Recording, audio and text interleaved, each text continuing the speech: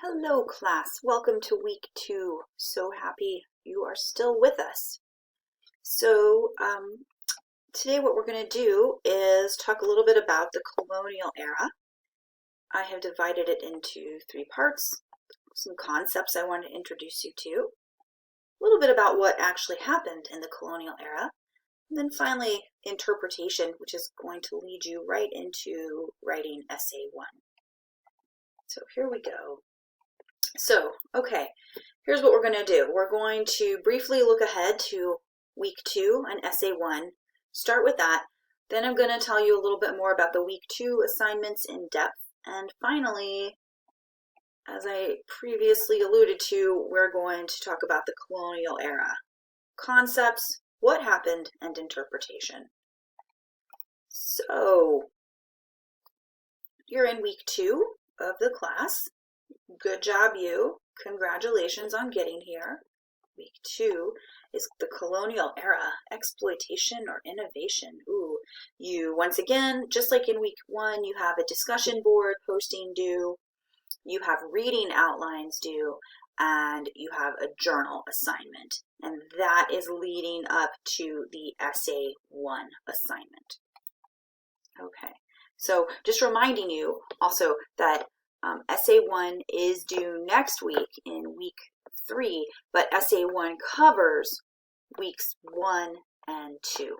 So we'll talk a little bit more about essay 1 at the end of this video, but first I will just say a little bit more about the week 2 assignments. We have another journal assignment. I'm going to do a little bit of free writing. Remember, free writing, judgment-free zone. I'm just giving you some things to think about and asking you to please write about them. Let's see, write at least 1 page answering whatever pops into your mind when you look at these questions. There's no right or wrong answer. We're just thinking. All I really care about is, did you write 1 page? It does not have to be a good page. If you make mistakes in your spelling, leave them in there. I don't care. That's fine. So you'll have done your free writing. Then I want you to start a new page, read what I've written here, and then you will be reading a primary source. A primary source is any document or other artifact that is from the time period we are studying. So you will be reading this primary source, answer these questions. Then I have a video for you to watch, an article for you to read, and some questions for you to answer. After you do all that, I have a little conclusion for you to write. Then I want 1 more free writing from you, and what I want you to do is spend 20 minutes free writing about essay 1. What you think you might say for essay 1. So do make sure to take a look at that essay 1 assignment. That'll help you with that. So all that's your journal 2 assignment.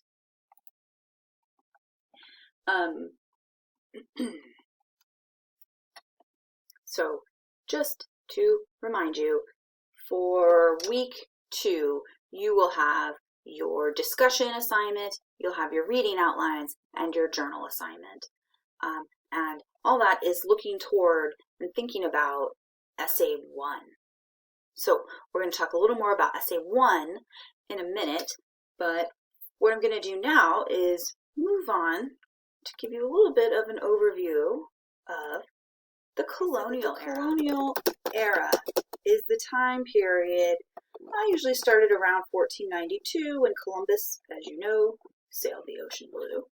And then it sort of goes through, say 1776, the Declaration of Independence.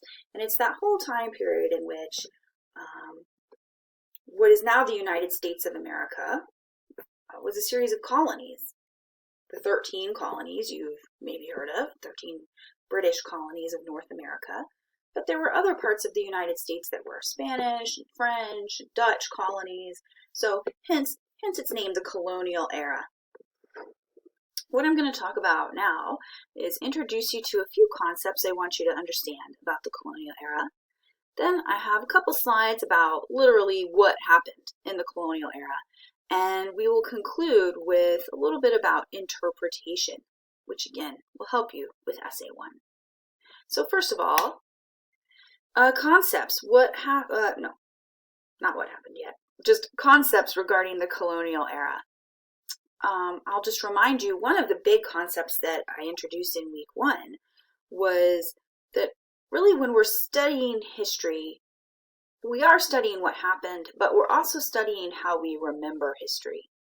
There's really no way to separate out what we think we know or what we quote unquote remember about history from history itself.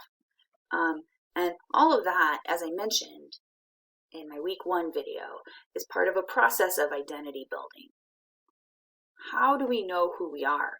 Whether we're talking at an individual level, a family level, or a national level, we're really a collection of stories we tell ourselves. And a lot of those stories have to do with the past.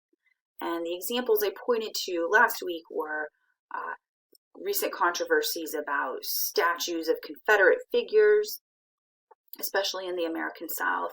And then the one we talked a lot about, and you read and wrote about in class, had to do with Christopher Columbus and how he is remembered. So for this week, we have 3 big concepts that I'm introducing to you. One is American exceptionalism. The other is historiography, which is just sort of a ridiculous word for the concept of historians' interpretations of the past. And the third is the concept of primary sources. So what I'm going to introduce right now is the concept of historiography. Let's move this picture there. Historiography, which is just, it's how historians have interpreted the past over time. So let me show you what I did here, which is that I literally typed into Google the 2 words, definition, historiography, and then boom, Google showed me a definition right there. The study of historical writing, the writing of history. These are good definitions. I repeated that definition here for you. The study of historical writing, how historians have written about history over time. And where this is first going to come up for you is again in that reading outline 2 assignment, right here at the Zen chapter 2. I start off my first question. One historiographical debate can be simplistically characterized as which came first, slavery or racism. That is a vast oversimplification of that question, but still, the question is about historians interpreting. So what I kind of want you to start thinking about and start getting used to is that idea that historians are always interpreting the past over time. Even something as seemingly objective as a textbook is not objective. Historians can't help but be influenced by the times in which they live. And so just a way to think about historiography too is to think about how the times in which we live might influence our interpretations of the past and how that might change over time. So the third concept I'm going to introduce you to right now is the concept of primary sources. Primary sources, the way in which we use this term in history is that when we say primary sources, we're talking about documents or artifacts from the time period that we are studying. One easy way to remember this is that primary sources are first-hand. They were produced at the time. So here's a picture of one of the readings you're doing for this week. For your journal 2, you're reading John Winthrop's sermon, A Model of Christian Charity. And here's the actual copy of that sermon, which is housed in the archives in Massachusetts, and it's from the year 1630. So a primary source is a document from the past versus, say, secondary, or even sometimes we talk about tertiary sources, which are interpretations of the past. John Winthrop's sermon is from the time period we're studying. It's a primary source. We did concepts. Now we did what happened, is what we're about to do. And then that'll lead me back into a few comments about interpretation, which I think will help you with Essay 2. So, the colonial era. What happened? And so here's sort of just a basic overview of U.S. history to 1877, which is what our class is about.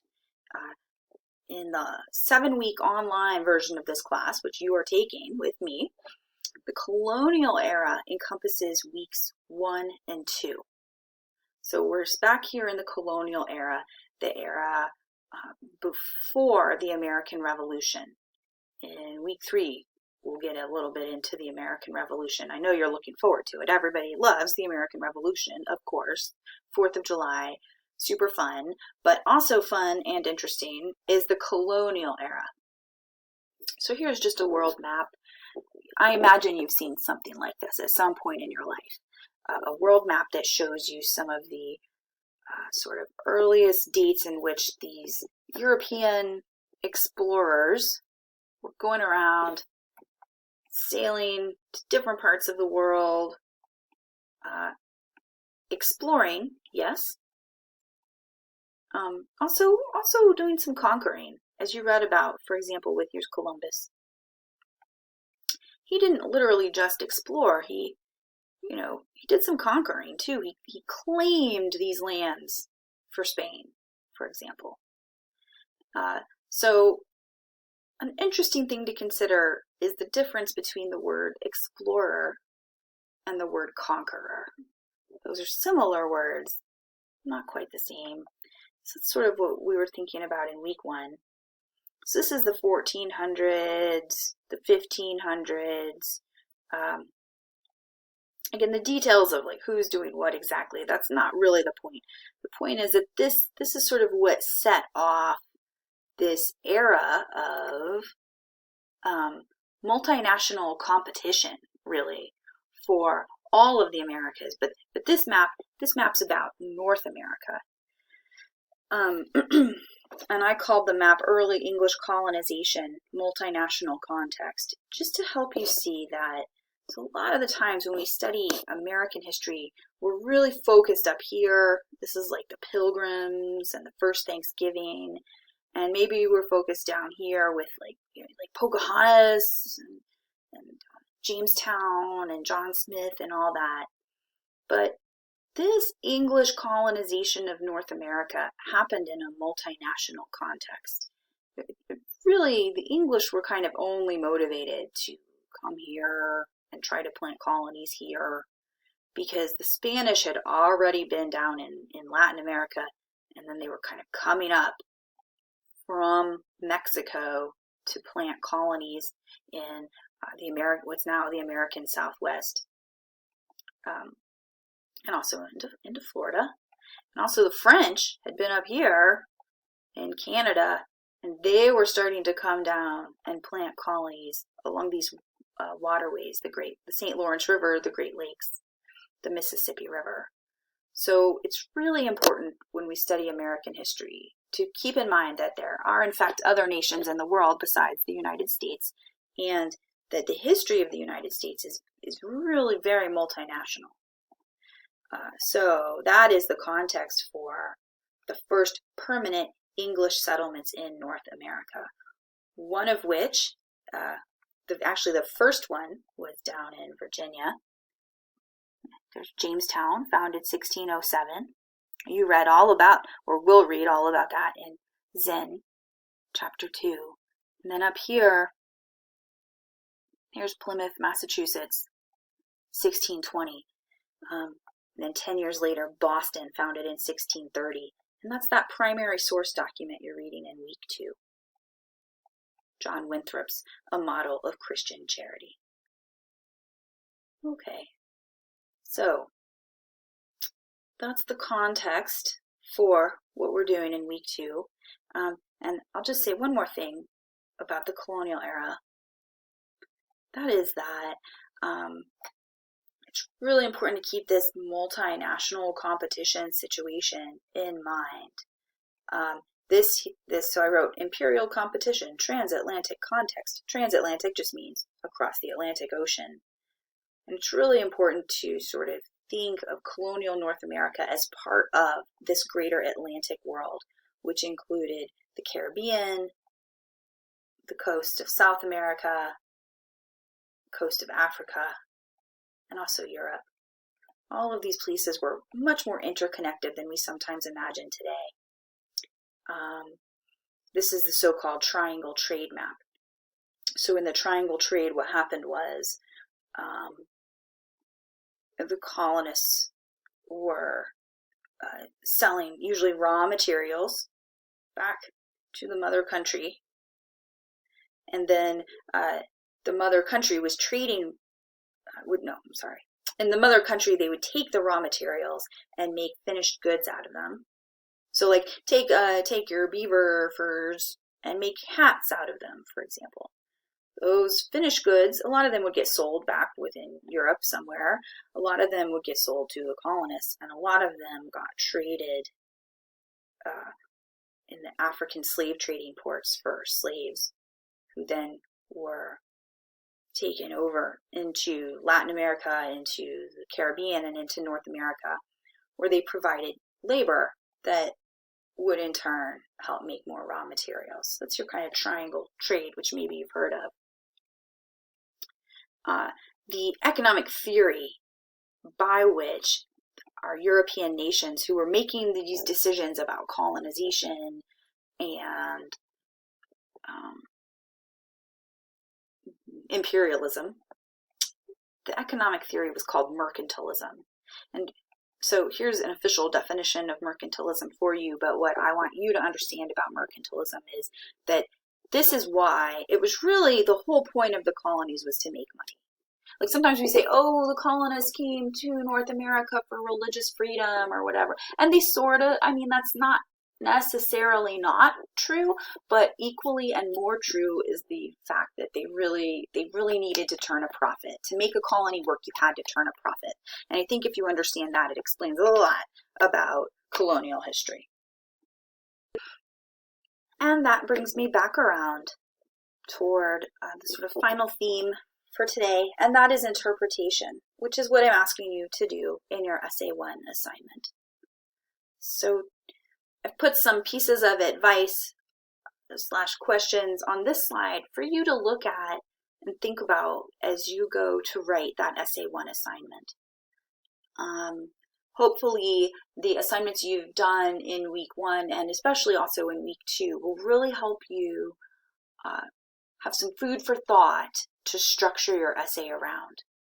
So read the essay assignment, follow these pieces of advice, and never ever hesitate to contact me with any questions, concerns, anything like that. Okay, best of luck. Have a good week.